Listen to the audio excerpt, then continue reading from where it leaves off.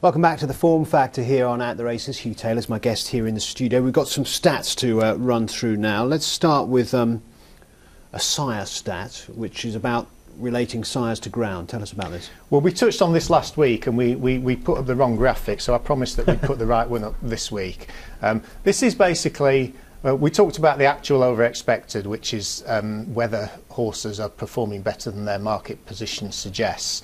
And this table basically sums up the top 12 National Hunt sires from last season, whether you should expect their progeny to improve and be better value on soft ground or not. And basically looking at this list, if they're towards the top of the list, you would expect them to be better value on soft ground, and towards the bottom you would expect them to be worse value on soft ground. So the value of betting them actually increases on soft ground at the top of the list and potentially decreases. Correct, at yes. the bottom. Okay. Yes. So any surprises amongst them?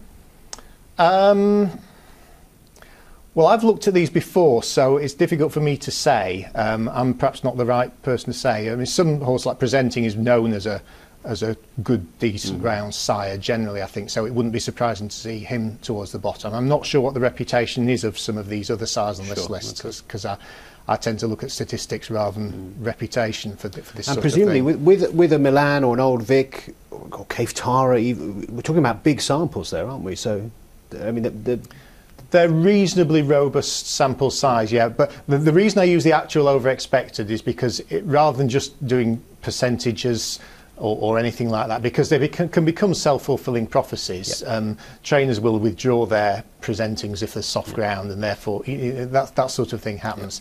The market, I think, can sometimes tell a truer tale, and exactly, which is why you're using that actual versus expected, which is what, you know, if you back them all blind, you would expect to win X, but actually, yeah.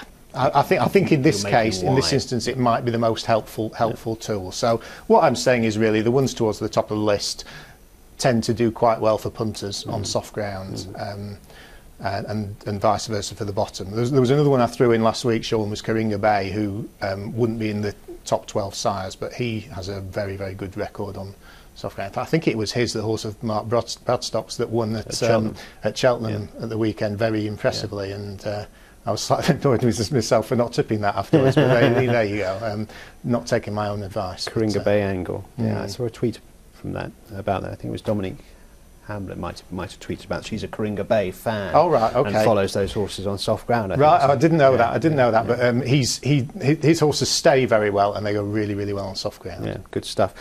Give us another. Okay, the juvenile hurdle at Cheltenham over the weekend. Okay. There were 3 French breds, and they finished first, second, and third. Right. Albeit the one I tipped finished a fairly distant third, but they finished first, second and third. But you were right to go for a French horse. Yeah. Yeah, that's what I'm telling myself. This is the result of French bred, British bred and Irish bred horses in 3-year-old hurdles over the last 5 years in Britain. You can see that French breds have a much bigger strike rate, 20%. Now that in itself isn't necessarily surprising, because most of the French bred horses that end up running over here have been bought by the higher profile bloodstock agents and sent to the higher profile trainers generally, quite often for quite high sums. So it's not surprising that they do show an overall level stakes profit of 56 points. That is boosted by a 100-to-1 winner, but even so, the actual over expected is still in excess of 1, which means that in terms of value for punters, they're still representing good value. Irish breds and British breds are around the 10% mark for both of them.